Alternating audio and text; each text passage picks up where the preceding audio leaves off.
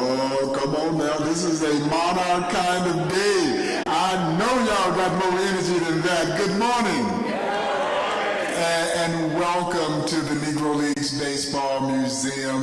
I'm Bob Kendrick. I'm the president here for the Negro Leagues Baseball Museum, and on behalf of our entire team at the Negro Leagues Baseball Museum and our board of directors, I welcome you here to the Field of Legends on what is truly a milestone occasion as we commemorate the 100th anniversary of the very first Negro Leagues World Series.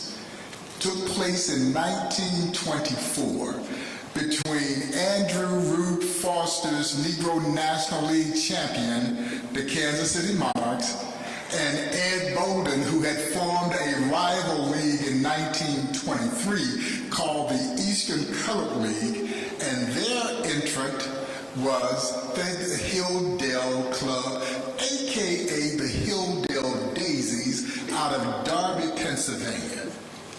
And as some of you may know, we want more people to know, it would be our Kansas City Monarchs who would bring home Kansas City's first major professional sports team championship in 1924 when they captured that first World Series.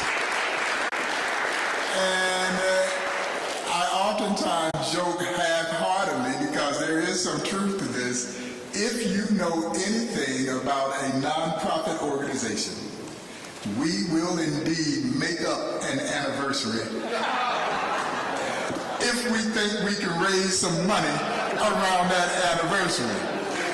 Yeah, no, absolutely, Bob. You know this as well as anyone. But again, the 100th anniversary of this milestone event is a legitimate cause for celebration. Kansas City has known championship athletic teams for quite some time. We just celebrated another Super Bowl title coming to Kansas City. 2015, 1985, our Kansas City Royals were crowned world champions.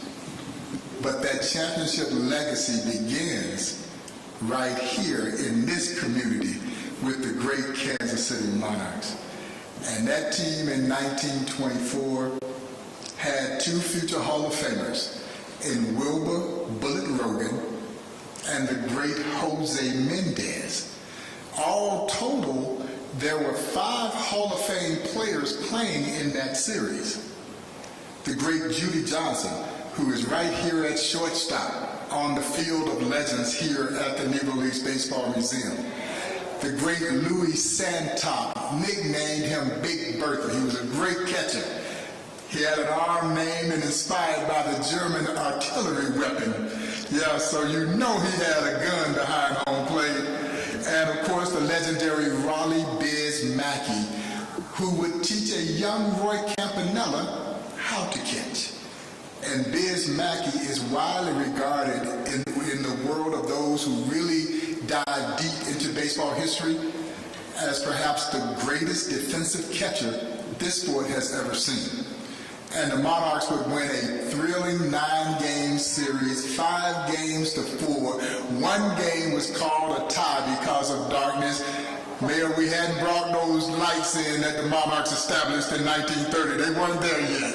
And they called that game because of darkness, but we were excited to, number one, help people understand that this World Series came about because, again, in many ways, it was sending a message to Major League Baseball about the validity of this Negro Leagues that had been established in 1920, initially with 8 teams forming the Negro National League, and then in 23, Ed Bolden brought in 6 additional teams. By 24, the Eastern Colored League added 2 more teams, and then you had your first Negro League World Series. So in many ways, this legitimized the Negro Leagues in the eyes of those who were following Major League Baseball, because this was happening at the exact same time, and the black press was thrilled about this. And honestly, Rube Foster's notion was that they would crown a champion and then they would play the Major League champion, but Judge Kennesaw Mountain Landis wanted nothing to do with that. And so that never transpired. So today is indeed cause for celebration, and as customary, we have some wonderful people that I want you to hear from this morning, beginning with the leader of our great city. And you see him, I don't know if this city has had a greater ambassador, and his leadership, I think, has been seen during not only good times, but also difficult times, as we all witnessed, you know, even in the midst of the joy of another Super Bowl championship, that senseless act of violence that took place. But it takes great leaders to continue to galvanize us and bring us together. And we're very fortunate, folks, that we have one of the greatest leaders, not just in this city, but around this country. Please join me in welcoming the Honorable Mayor Quentin Lucas.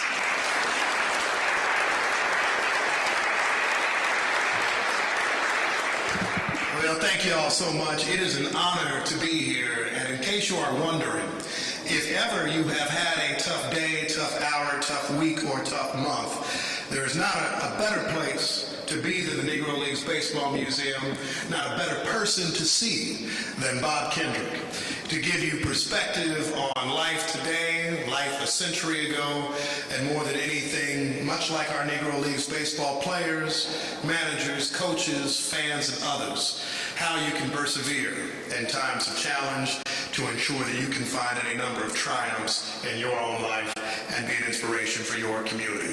So I thank you, Bob, and all of you for letting me come back, as I always like to say, home. For those who may not know my story and relationship with this team, no, I have never been a particularly talented baseball player. I like to consider myself a talented baseball fan. But I still remember when I was a very, very young man, before this museum was built, and when all of us had the chance to have those stories of bumping into Buck O'Neill, which I'm proud to say I had the opportunity to do. I remember my mother had me here in the 18th and Vine area. There was a bookshop right across the street. And the clerk was saying, now one day they're going to have a bunch of museums right here. And I remember looking and thinking, what? No, I don't know about that. And you know, we had the apartments, we had the call, but I didn't know that we would see something like this. And more amazing than the brick and mortar that you see at this facility are the exceptional stories that are told here in Kansas City and around the country. I am one who personally loves to play a game of how often can you see Bob Kendrick at 2 a.m. on a TV show? You turn on MLB TV or ESPN2. I'm like, wait, I know that voice from somewhere. That's Bob Kendrick sharing the story of not just the Negro Leagues baseball, not just Kansas City, but of America and our history. A few things that I'm going to make sure I read for once, because Kiana wants to make sure I actually said the right stuff. First of all, it is important that we celebrate, and we celebrate our champions. And we've had a lot of opportunities recently to talk about and think about champions in Kansas City, and removing some of the painful memories. Think about the joy you had when the Super Bowl was won. Think about the joy you had when the Royals won the World Series in 15 and in 85. And think back to that being the thing in a community. Think about the euphoria that people in Kansas City in 1924 had the opportunity to experience. And no, it didn't erase the challenges. It didn't erase any of the issues that people faced, but it gave people some joy. It gave people something to love. It gave people something to believe in. If we could see our stars out there being the best in the world, what does that mean as inspiration for me, for my family, and for my community? So we tell stories about baseball, but as you all know, we're really telling stories about life. I'm proud to be here today to help kick off the start of an exciting year-long centennial celebration. And this is going to be something unlike one we've ever seen. We'll look at, of course, celebrating baseball, music, and of course, hot dogs. We got to make sure we have that. And there are several exciting projects we'll be recognizing during this year, and some of the most exciting, frankly, in Kansas City. A project, of course, that I'm the most proud of is the Buck O'Neill Education and Research Center. at the site of the old Paseo YMCA, where Andrew Rube Foster established the National Negro League in 1920.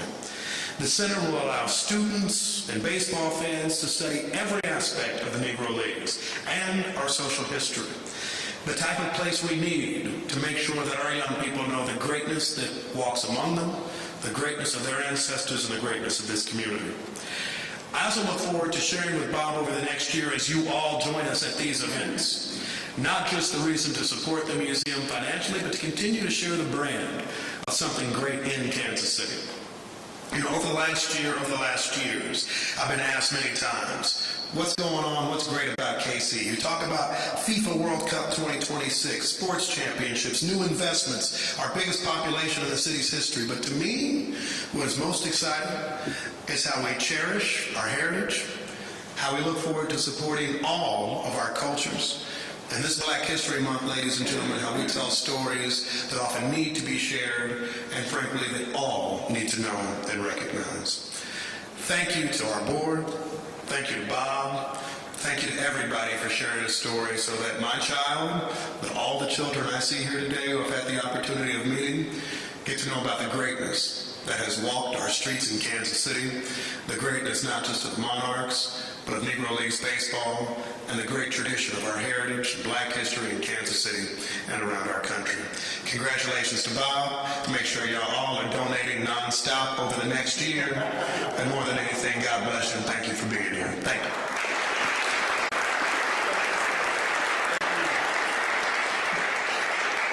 Thank you, Mayor. I don't see Brian from, oh no, there he is. It is now my pleasure. He snuck in, was out there hanging in the back.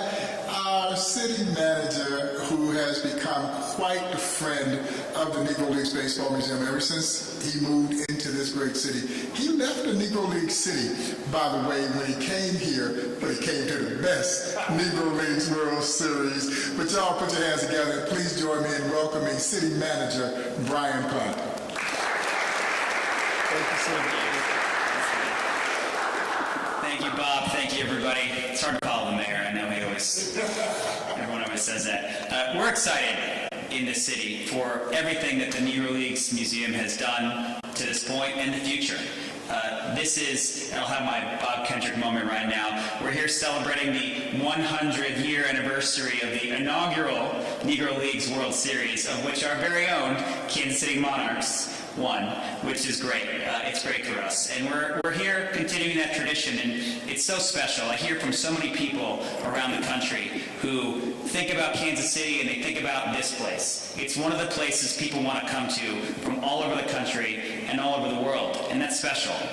A lot of cities and a lot of places don't have a gem like this. We're so grateful that for everything that you have done, Bob, and your team have done, and the city is 100% supportive of everything moving forward. The vision for the future is phenomenal.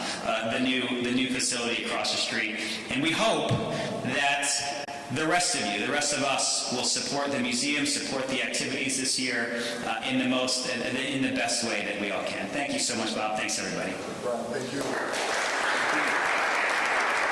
And as you well know, it is extraordinarily important for this museum. There was no doubt the city has always been a tremendous supporter of this museum, but celebrations like these are really important to have the city there helping everyone in our city understand the true significance. We can't do it by ourselves. And we need as many foot soldiers out there touting the significance of these milestone moments like this. So we are so grateful our friends over at the city of Kansas City for their continued support. We're also grateful for friends over at the Kansas City Royals. And for those of you who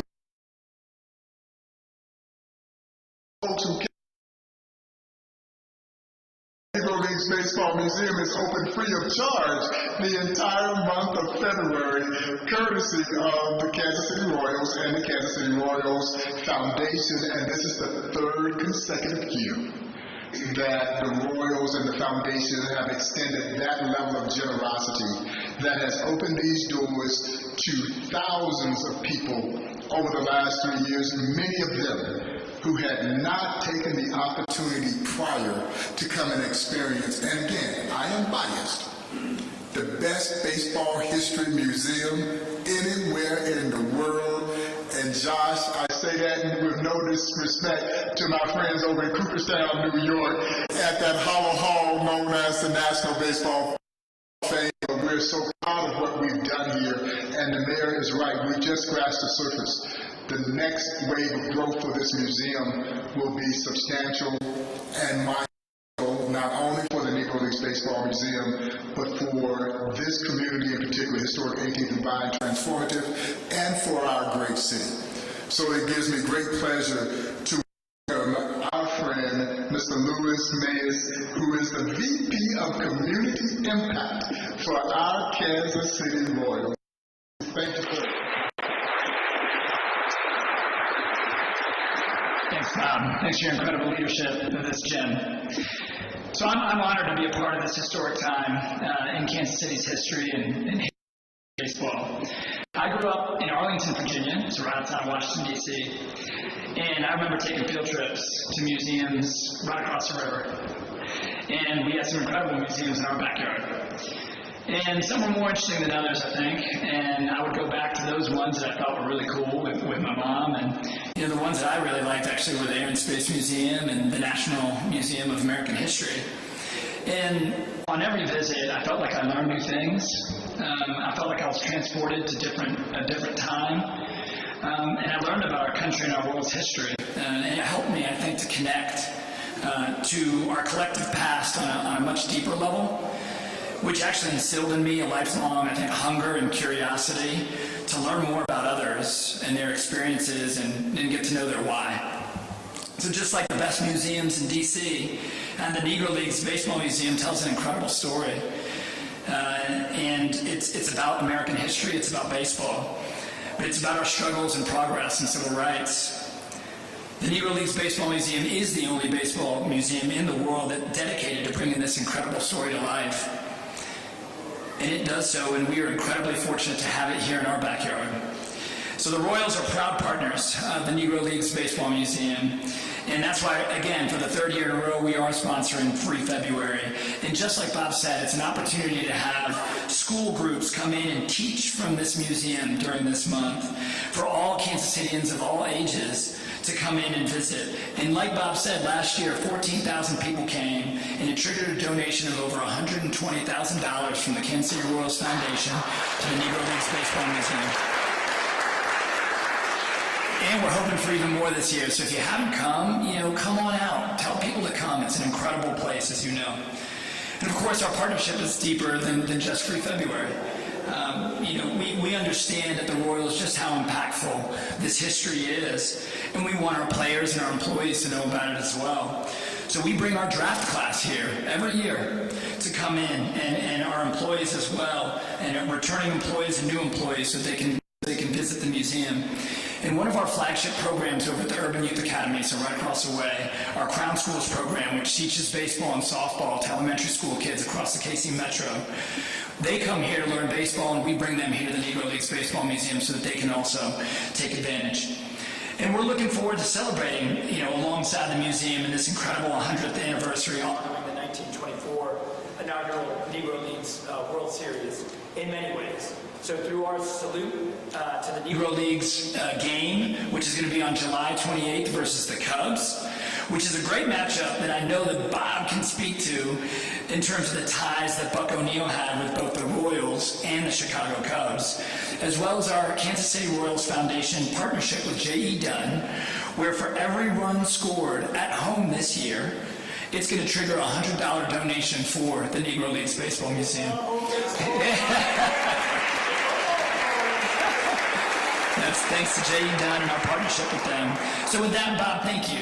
And Kiona, thank you, and to the entire team for the amazing impact that you've made in our community, and our country, and quite frankly, the world. Through this museum, we look forward to continuing our incredible partnership and supporting this museum in the exciting future ahead. Thank you.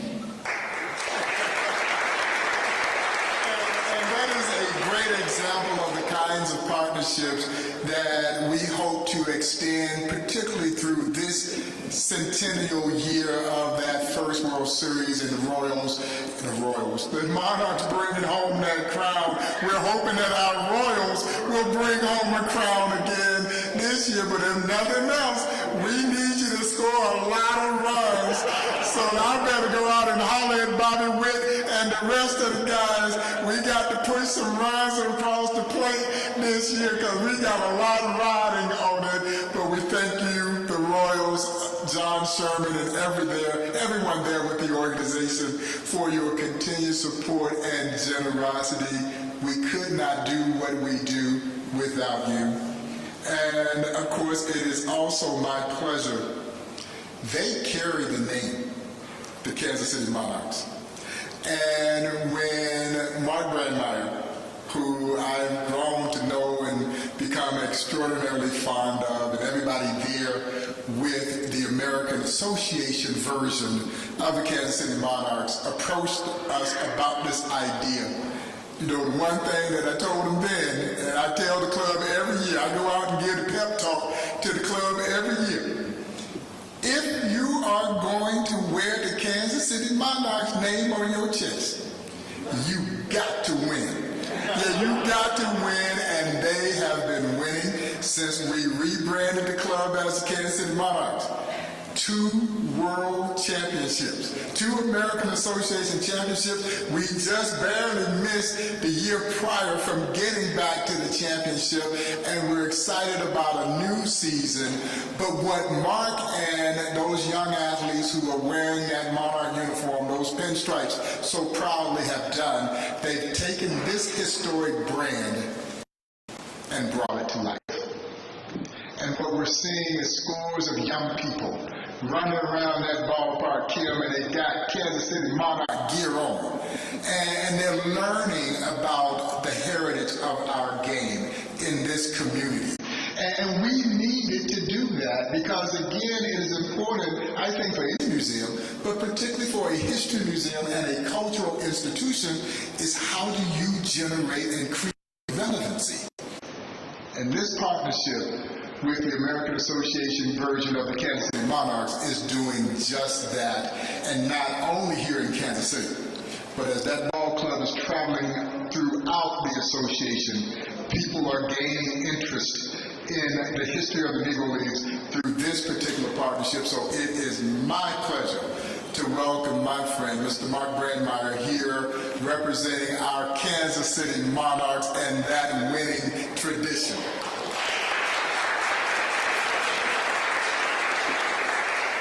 Well, thank you so much for having us here. We could not be more proud of our partnership with the Negro League Baseball Museum. As Bob said, we have won 2 out of the last 3 championships as the Kansas City Monarchs. It's so fun to represent Kansas City and Kansas City, Kansas, in our baseball efforts. When Bob and I first talked about this, and Bob came out, we not only talked about how important that brand is, but also that we're standing on the shoulders, all of us here, of these guys that went before us. We wouldn't be in this situation in a museum like this if those guys back in the 1920s hadn't stood up and made a stand like they did, and that Kansas City embraced all those people, and that we allowed this to happen. And so it's so important what Bob's doing here. We're so excited to celebrate the 100th anniversary. We'll keep our fingers crossed this year for another championship. We're going to work hard for it. We endeavor to have a family-friendly environment out there at Legends Field, and really honor the past, but embrace the future too, because we got a lot of young players that are really trying to make their way to a major league team. They'd love to be on a roster like the Royals. So they're working that direction, and we appreciate everybody's support. We do a lot of things out there at the stadium. We have an HBCU night that's important to honor HBCU in those historic black colleges. But we all have all kinds of fun themed events and great for families. I think I saw somebody, a little kid with a Monarchs jersey on. The fact that you get to see that in Kansas City and you bring that forward, that's important. And any contribution we can make with our partnership, we're excited about that. So our home opener is May 16th, so we invite all of Kansas City to come out and celebrate the Kansas City Monarchs. Bob's going to be out there. He's going to give another one of his opening season pep talks, and it's important. And so we invite all you guys to come out and support us. Thank you very much.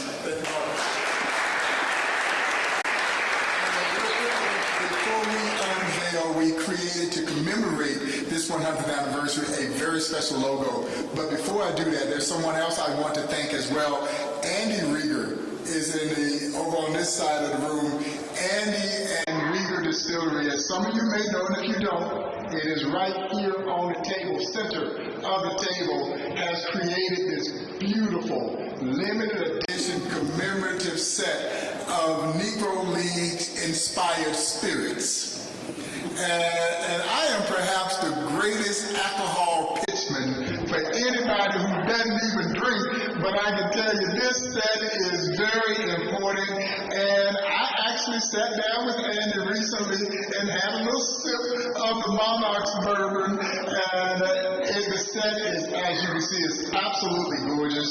There's a limited window to get them. I would suggest that you go on to Jay Rieger's website and order that set. We've got an event at the distillery tonight to officially release this limited edition commemorative set of spirits that truly does celebrate the winning spirit of what the Negro Leagues represented both on and off the field. And what you'll see on the board here is just a handful of the companies who are already aligning with the Negro Leagues Baseball Museum on this 100th anniversary celebration. Don't worry.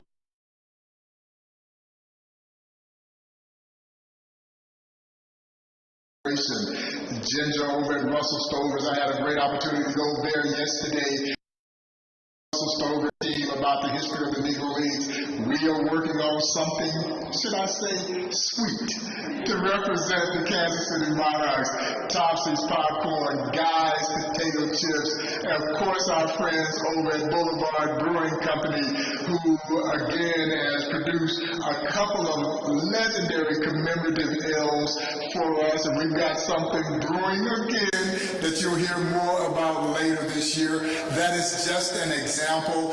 We hope to get as many as 1,000 companies joining us in this effort. They are here locally. There will be an opportunity for everybody to join us in this effort, because while we're getting ready to go out and launch a capital campaign to build a new Negro Leagues Baseball Museum, it is also important that we sustain this current Negro Leagues Museum while that is going on. Celebrations like this will do just that. So Mayor Louise, Mark, if you guys could join me here around the Drake board, we'll have the unveiling of the official commemorative logo representing the 100th anniversary of the inaugural Negro League World Series. And once we unveil it, I'll tell you a little bit more about the logo and the mastermind behind the creation of the emblem that will represent this milestone occasion. That's it?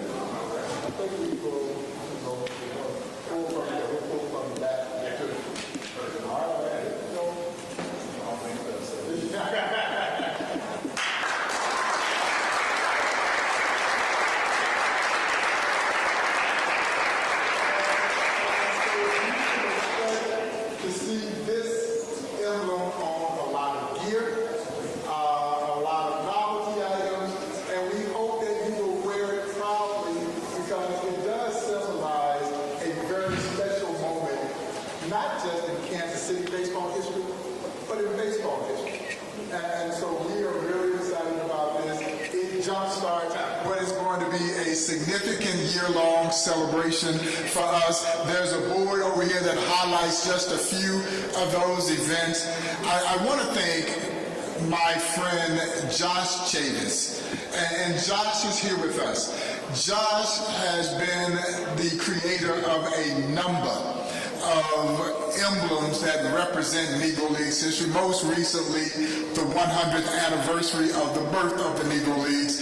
He worked with us to create that, and he created this beautiful representation of the centennial of the first World Series. Josh, would you please stand up, please? Y'all thank Josh Chavis for his continued creativity and support of the Negro Leagues Baseball Museum. We know the mayor has to get out. He's got official business to take care, but otherwise that concludes the press conference portion of this event. But certainly for those of you who want to have one-on-ones or anything of that nature, we can and have that. But if you have any questions that you may want to ask of me before we conclude, I'm happy to address any questions that you might have also. Anybody in the audience or media members have any questions?